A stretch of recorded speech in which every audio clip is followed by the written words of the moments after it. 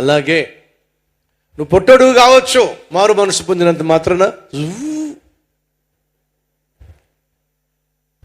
నువ్వు శారీరకంగా నల్లడు కావచ్చు, మారు మనసు పొందినంత మాత్రం నువ్వు తెల్లడుగా మారిపోవు.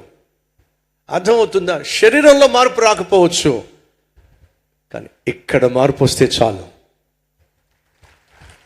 మీ సహోదరు, మనిషికి కావలసిన మార్పు ఎక్కడో చెప్పండి? హృదయమో. ప్రశ్న, ఆ హృదయంలో మార్పు వచ్చిందా? ఎంతమంది చెప్పగలరు ఇక్కడ కూర్చునే వాళ్ళు, నా హృదయంలో మార్పు వచ్చింది బ్రదర్ అన్నవాళ్ళు చూపిస్తారా? Thank you brothers and thank you sisters. ఇదే ప్రశ్న అనేక సంఘాల్లో వేస్తే ఎంతమంది చూపిస్తారు? ఎందుకని? సంఘానికి వెళ్తున్నారు కానీ హృదయంలో మాత్రం మార్పు రాలా. కలవటింపులు సంగమా, మీరు ధన్యులు. ఎందుకంటే ఇక్కడ హృదయంలో మార్పు తీసుకొచ్చే స్వచ్ఛమైన వాక్యము ప్రకటించబడుతుంది.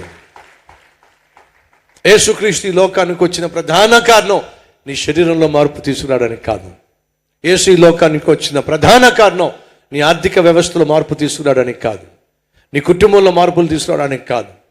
యేసుక్రీస్తు ఈ లోకానికి వచ్చిన ప్రధాన కారణం నీ జీవితాన్ని మార్చడానికి, నీ హృదయాన్ని మార్చటానికి, నీ యొక్క గమ్యాన్ని మార్చటానికి.